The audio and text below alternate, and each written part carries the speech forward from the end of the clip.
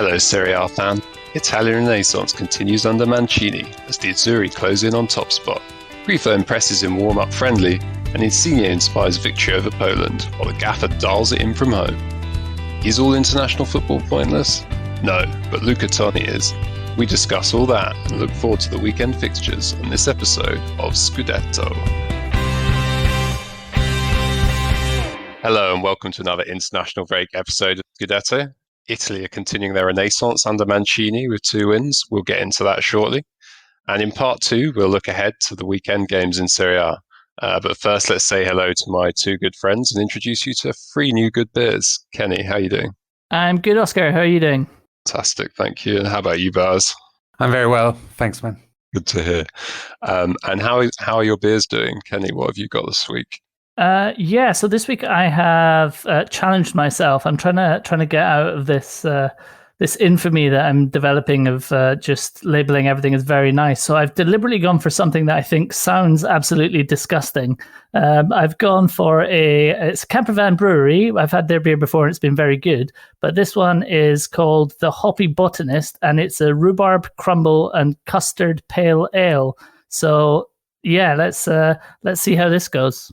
It doesn't sound too bad. Maybe the custard's a bit strange, but rhubarb in a beer is always quite nice, I find.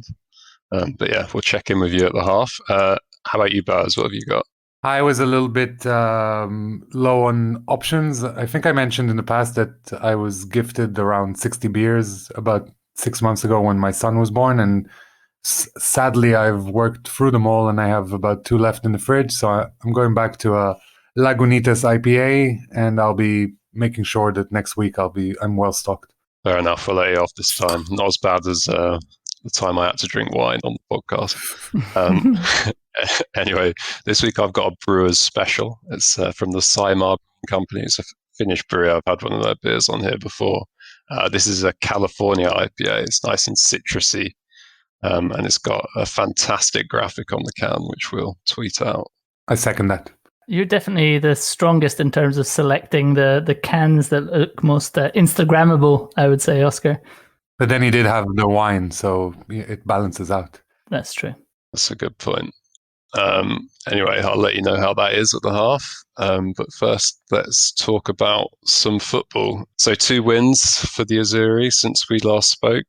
4-0 win in a friendly game against Estonia. And last night, a 2-0 win against Poland in the Nations League game. It's on top of the group going into the last game. But as you watched the Poland game, let's start there. What did you make of that one? So I'm going to try and cram everything in because this was quite an eventful game. But in any case, Italy's camp was severely COVID and injury hit before the game. They actually called up 41 players for this round and 24 were injured or out in the end. It's a testament to what Mancini has achieved with this team that despite having so many players out or missing, they still managed to play in a cohesive way, and that more than anything, you can see that there's a great team spirit. Mancini himself was managing via Zoom, so kind of a video game for him, and he was replaced by his deputy, Alberigo Invani, who looks to me like an extra from a Rolling Stones documentary from the 70s. But either way, Alberigo Invani has now managed 2 games and he's got 6 goals and 2 wins, so not bad at all. But focusing on the Poland game, Italy were phenomenal, really one of the best performances I've seen from the Azzurri in a long, long time. They bossed possession, they had some incredible interplay, and you could see some players who perhaps weren't starters in our mind when this campaign started begin to cement their spot in the team. For example, Locatelli, who perhaps maybe as a Milan fan I was a little bit critical about him in the past, but his passing was incredible and he kind of made the whole team tick in the midfield. And also a reference to Bastoni, the Inter centre-back, who's very young, really, but he played like he was a 40-year-old veteran, considering that both Bonucci and Chiellini are injured, and Bonucci dropped out just before this game, and Bastoni replaced him without any issue whatsoever. It's worth noting as well, while I mention Bonucci, that it's a testament again to the team spirit that even though he was injured and in theory he could have gone back to Turin, he decided to stick around for the game, and he was in the stands visibly supporting and cheering for the goals. In any case, a word needs to be said about Poland, who were actually shocking. Possibly that's partly the reason why Italy appeared so good. It's something that we often speak about, how dependent on Ronaldo Juventus are, and maybe even Milan are a little bit dependent on Zlatan. But it has to be said that, at least on the basis of this game, you can't base your whole team around your one superstar, other than an elbow to the face of Bastoni, actually, that if the game had VAR, he would have been sent off. Lewandowski didn't really do much in the game. And fortunately for Italy, Poland were really eager to get that red card, and eventually managed to get it. Yeah, some meaty challenges, weren't there? Yeah, and the guy who got sent off, his name evades me at the moment, but I will get back. Goralski. I mean, his first yellow card was a ridiculous 2-foot lunge, and honestly, that should have been a red within itself. But then he proceeded to kick lumps out of players for the remainder of his time on the field, which kind of struck me as a bit silly. The last mention I have to say for this game has to go. First of all, let's mention Berardi, who came on and scored his second goal for Italy, and all within the last month. He's played quite a few games, so it's nice to see that he's finally unlocked his shooting skills for the Azzurri as well. And lastly, mention for the tiny magician Insigne, who was incredible. Yeah, interesting. We're speaking about Insigne before. It does seem like Mancini's really kind of got the best out of him. Hasn't always put in his best performances for country, has he, Kenny? Yeah, I mean, there's success stories for Mancini all over the place, really, aren't there? No surprise that they're looking to extend his contract. I think that makes sense for all parties. What he's been able to get out of Insigne is great. As you said, he hasn't really done it for the Azzurri, well, for the national Azzurri beforehand, maybe so much. But this is the second game that I've seen where he's really been, if not the best, one of the best players on the field. The other one being the game that we spoke about a month or so back, the Holland game, where he started with Zaniolo and with Immobile up front. But that's got to be one of the successes. Having Insigne playing at that level is a real weapon to Italy. And the other one is something which I think Boaz alluded to, is that this is the point where Mancini's experimentation is maybe not the right word, where his faith in youth and giving younger players a chance has really come to its fore. Because yes, they did have a lot of call-offs, but nonetheless, you look at that starting 11, and there were a lot of players on that field who had played a lot of international football, and it was still a very young side. And Barella is another one who I think needs to be mentioned, because he is really, really growing into a superstar. And I think really exciting times for Italy going into the Euros and going into the finals of this tournament, hopefully the Nations League, and going into the World Cup qualifications. I think it's exciting times ahead. Absolutely, yeah. As you mentioned, Italy face Bosnia-Herzegovina on Wednesday, and a win will secure them the top place in the group going into the Nations League finals, which may well be played in Italy, I understand, Boaz. Should Italy win, the finals will be in Italy, so that's an extra carrot to win this game. And did you want to say anything else on the Poland game, or the Estonia game? Just a quick mention. First of all, a lot has been made in the media about pointless international friendlies and about how there's no reason to fly players around the world during this troubled time. At the same time, I felt that was a bit of a big nation mentality, let's say. For a lot of the smaller nations playing at the moment, these games meant everything. And even for Italy, who are, in inverted commas, one of the big sides, their win against Estonia all but guaranteed their top seed spot for the World Cup draw. And also, it has to be said that the FIGC makes up about 50% of its income through these so-called pointless friendlies, and this money goes to spent on grassroots football, women's football, stadia, etc. So again, it's a very narrow-minded view of, oh my God, my big club won't be able to field my star player because he possibly got injured. Again, the whole reason we have football is because there is international football. After that slight polemical note, I have to say that the Italy front line for the game against Estonia, I think if you put every single Italian striker in a hat and drew 3 names out 1 million times, 3 million times, 1 billion times even, you will never get to the combination that Mancini picked. I mean, you had Kevin Lasagna at the center of it, Bernardeschi, who, to be fair to him, he's had a really good international break, and he showed glimpses of the player we once saw at Fiorentina, but he's a kind of a nearly man at Juventus at the moment. And then you had Grifo, who, frankly, I'd never really heard of, but he made an impression, scored 2 goals, and go tell him that this friendly was pointless. Yeah, I do certainly hear what you're saying, being currently in Finland, who are now currently shooting up the world rankings after a victory against the world champions France and another victory against Bulgaria. But maybe there is a point of just the sheer number of games that some of these players are being asked to play. Kenny, do you not think that perhaps there's issues with tiredness and potential muscle injuries later in the season, given how congested the fixture list has been?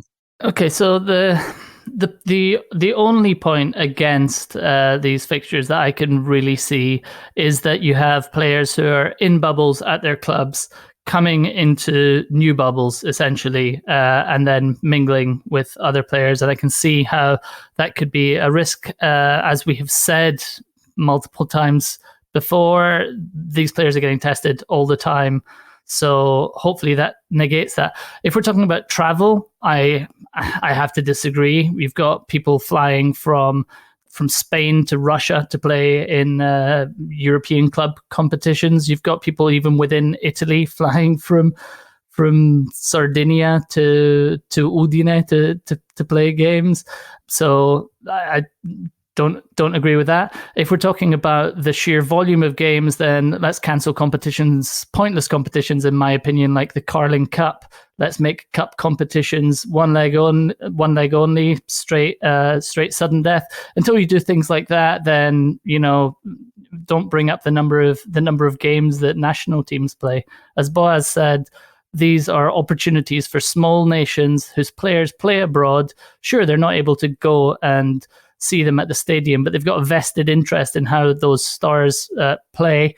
And I do think it's a very big country mentality, which frankly, there are in Europe alone, I think there are 55 nations that are members of UEFA, and there are only five nations who were really represented in any meaningful form in the latter stages of European club competition. So yeah, football is for the small countries just as it is for the big ones. And if we're talking about lowering the number of games, then let's start with pointless cup competitions rather than internationals.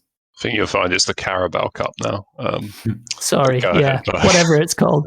That's how much it registers on my level of importance. Wait until Tottenham wins it this season. I'll ask you again. And there is some scope to maybe switch things around, to have a special format like we did for the Champions League last year.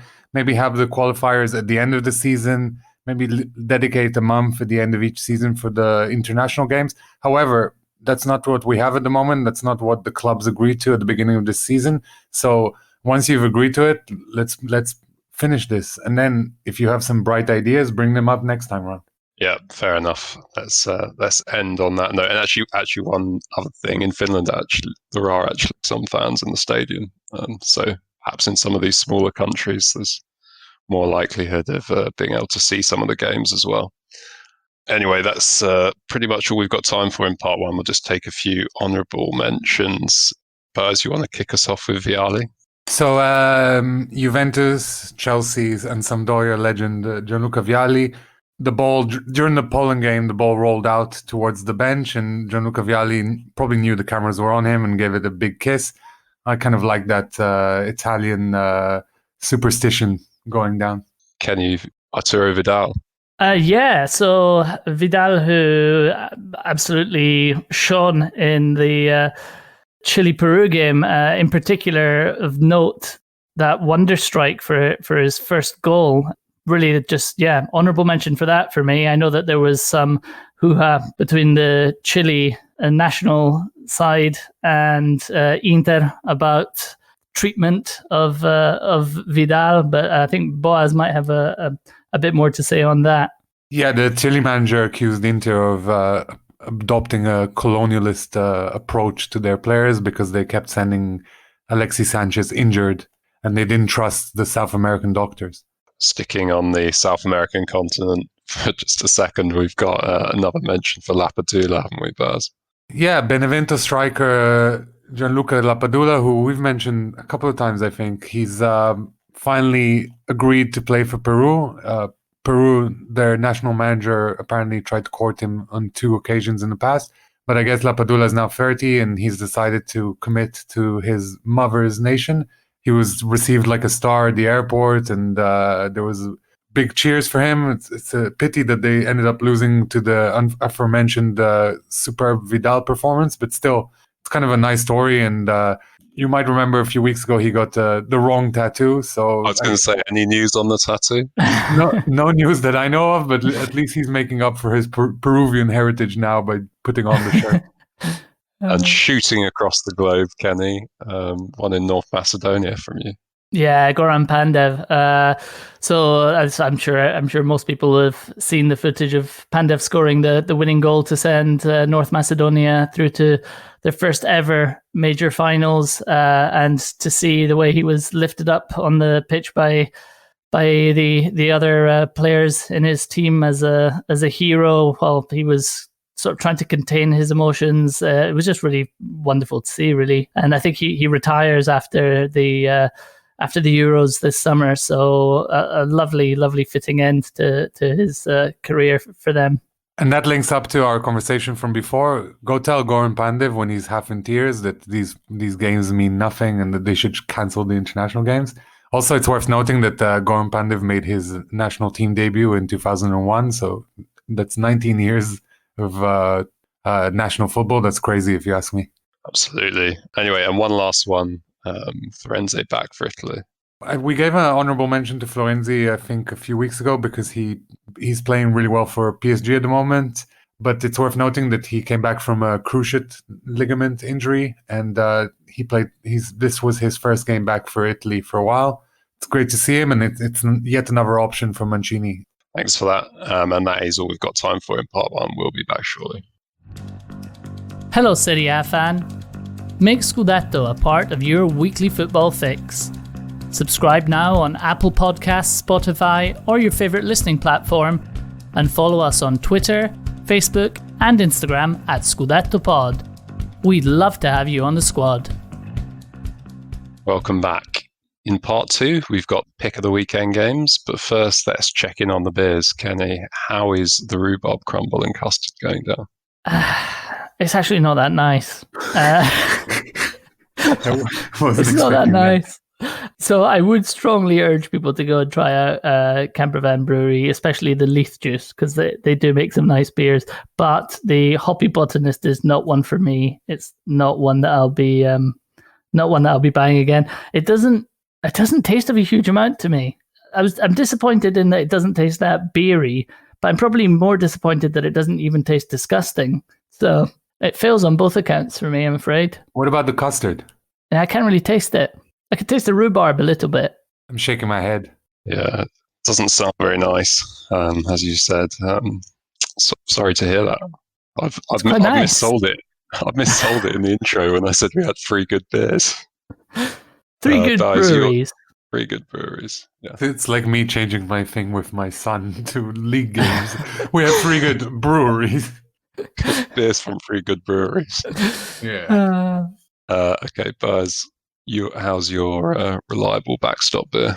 It's a fantastic American IPA. It does the job. Nothing more to add because it's a standard beer. You know it well. How's yours, Oscar? Mine is very good. Very nice. I was just describing it as a sort of Finnish neck oil, very similar to Beavertown's neck oil, which is on sale at all good football stadiums in North London. Of the 3 we've had today, I think your one is the winner. Definitely winning on artwork as well. Winning at life. So sick of winning. Okay, so let's talk Serie A. Napoli Milan on Sunday night. Important game at the top of the table. If Napoli could go top if they win. Are you feeling confident going into this one, Baz? I have to be honest, I'm not that confident. Milan's last few outings have been a bit hiccupy at best, and Napoli obviously are a formidable team. And if you discount the pointed deduction they had plus the 3 points they supposedly lost to Juventus, then they'd be top next to Milan. So it's kind of a big clash, and it's also Gattuso's return to San Siro, which is always nice to see. But as I said, in the past few outings, Milan haven't been great, so there's a little bit of work to be done from the Rossoneri's perspective. And you have to consider that Pioli will be managing this one via Zoom as well. He's doing a Mancini because he's also got the COVID. Pioli, who Kenny told me looks like Michael Stipe this week, and now I can't get that vision out of my head. He's exactly the same. I just keep on expecting him to ask me what the frequency is. Who's Michael Stipe? He's the frontman for REM. Oh, I see. And I see it. It's not a bad one. But in any case, on the other side, you have a Napoli team who have been playing some splendid football, minus the game against Sassuolo, where for some reason they lost 2-0. But I think that was more of a blip. And with Insigne having such a phenomenal game for the Azzurri, I think he will be looking to translate that form for his club. Of course, I'm a big fan of Osimhen. I think I mention him almost every time we speak about Napoli. But the work he does on and off the ball is incredible, and he's such a joy to watch. So I think he'll be a big one to watch. But then again, Milan do have the best defense in the league, if I'm not mistaken. And Romagnoli should be back for this one. So it's the buddy cop drama. Romagnoli and Chiari are back together. So it's a good one. Yeah, without doubt, this is the highest profile game of the weekend, isn't it? I think I actually, if I were you, Boaz, I wouldn't say I'd be a bit more confident, but I think this one could go either way. But yeah, very much it very much depends on what Milan show up. But perhaps the international break came at the right time for them. And I can't say I speak on behalf of all Milan fans, but I think most fans would say that the aim for this year is the fourth spot. And so, I'm taking every game in its own little bubble, to use a current term. But for example, I felt like we could have lost the Inter game, and probably on the basis of the second half, they deserved at least a draw. And so this is another tough challenge for Pioli's men. But this year has been full of surprises, and anything can happen, as the cliche goes. Yeah, I know you mentioned the defenses have been statistically sound this season, but I wouldn't bet against this one being a bit of a goal fest. Obviously, depending on the flow of the game, but we saw how the Roma game ended up a couple of weeks back. And of note that of the goals Milan have conceded so far this season, I think something like 70% or a crazy high number have come from set pieces. So, that's partly outweighed by the fact that they haven't conceded that many goals, but still, it's quite a jarring statistic. Yeah, good stat. And other games that we should talk about this weekend, we've got Prandelli's first game at Fiorentina. They face Benevento at home. What are you expecting from this one, Kenny? He'll be hoping they don't concede too many from set pieces. But absolutely, yeah. Well, I'm actually really, really looking forward to this. I think most Fiorentina fans will be as well. I think it might be that we see sort of a change in approach, change in formation. I think the Fiorentina fans will very much welcome that. I think they're sick to the back teeth of Iachini's 5-3-2. But it looks on paper like it should be a game that is a relatively kind one for Prandelli to open with. Obviously, they as we record still appear to be going to be without Callejon, but nonetheless, a nice opportunity to make a good start, make a good fresh start under the new manager. Yeah, we'll look forward to seeing how he gets on. And finally, our last pick, the hipster pick of the weekend, Kenny, Verona-Sassuolo. Expect some fireworks here? Yeah, well, Sassuolo are the joint top scorers in Serie A, I believe, and Verona obviously play some lovely stuff. I'm picking this one to watch basically because it's the hipsters pick of the week. Really, it should be a nice, attractive, open game of football. We'll see how it goes, but they're certainly two teams that are very pleasing on the eye. Absolutely. We've spoken about Sassuolo and their free-flowing attacking football before, and we're definitely looking forward to watching that one. Now, we've been very positive this week. First half, you'll notice, was all honourable mentions. We do have one dishonourable mention for part 2. Kenny, take it away. Yeah. So this is maybe a double dishonourable mention. I'm giving a dishonourable mention to Luis Alberto for going a bit rogue on social media when Lotito decided to buy a nice Boeing 737 for the club as a gift to the club, and Luis Alberto basically very publicly sent out a tweet or an Instagram message or something saying that's all very nice, but it's a shame that you can't pay the players that sit in that plane, or words to that effect. So a dishonourable to Luis Alberto for going rogue and not being a company man, but also, I mean, probably he's got a point. In fairness, he was referring to payments that weren't made, or partial payments that were made during lockdown to sort of help the club pay all of the staff, basically. But this is probably not the right time to be splashing out in a plane when you're asking your staff to be taking pay cuts. I'd say so. Dishonourable for Lazio making that purchase at this time as well, really. And he did clarify, understand in a subsequent Twitch stream, that he wasn't advocating merely for himself, but I'm not sure what the exact phrasing was, but for everybody at the club, presumably including backroom staff. So maybe that paints it in a slightly better light. Not sure. Yeah, maybe. Anyway. It was a sort of the most non-apology apology that I've ever seen, but certainly it was up there. It was like, I'm sorry, but I had kind of had a point. Basically, it was kind of, I'm sorry that can be bothered to give you a proper apology. yeah. Good stuff. And Baz, you've got dishonourable for the Serbia manager. Last week, Sassuolo did their best to keep their players' privacy by saying that Filip Djuric was injured and he was ill, but they didn't specify what his condition was. And the next day, the Serbia manager came out and said, yep, Filip Djuric has got COVID. He's going to miss these games. So that secret lasted all of 6 hours. No such thing as patient team doctor confidentiality, evidently. To be fair, it goes back to what Kenny said before we started recording, that in this current climate, having COVID is not such a secret anymore, because suddenly you see 2 or 3 players drop out of the team sheet.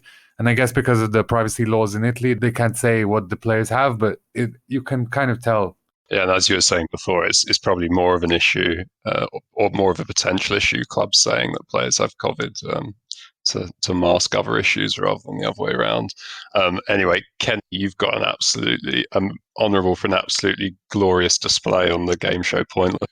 Yeah. So this is a UK game show, so some of our listeners might not be familiar with it. But the essence of the show is that they ask 100 people to name some person or something that has a relevance to a particular topic, and the contestants have to get the one that gets the lowest number. Actually, they've got to try and get the one that has 0, basically, when it comes down to it. So nobody mentions this. So this question on this game show was naming players who have won World Cup titles since X year. And the shout out on this one goes to this particular contestant who went with Tony, and not just because he actually won with this answer, but as the counter went down from 100, and you see it keeps going down, there's drama builds as it gets down to 0, it slows down, and as it hit 0, he just sort of turned around to his teammate and did the Luca Toni celebration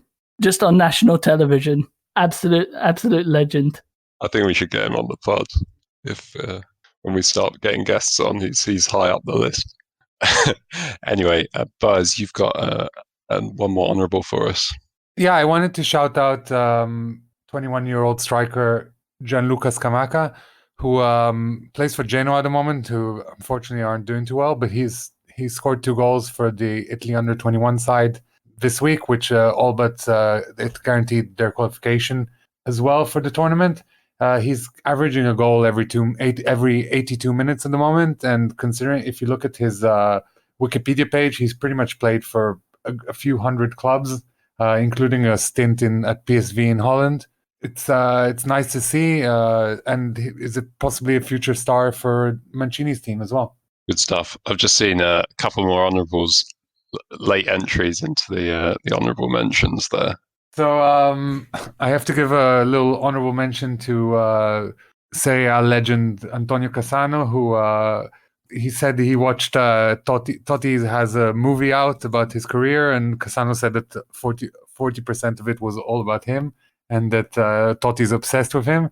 And then he also kind of had a little dig at Totti for being so scared of catching COVID that he caught it. Kind of on the nose if you consider Totti's recent circumstances, but whatever. I mean, that's Cassano for you. He'll say what he thinks. Are they friends or?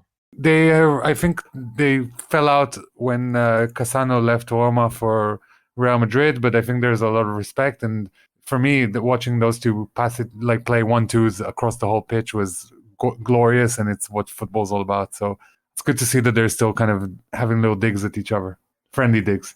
Good stuff. And finishing off on a note which I never thought I'd say on this podcast, Nicholas Bentner. So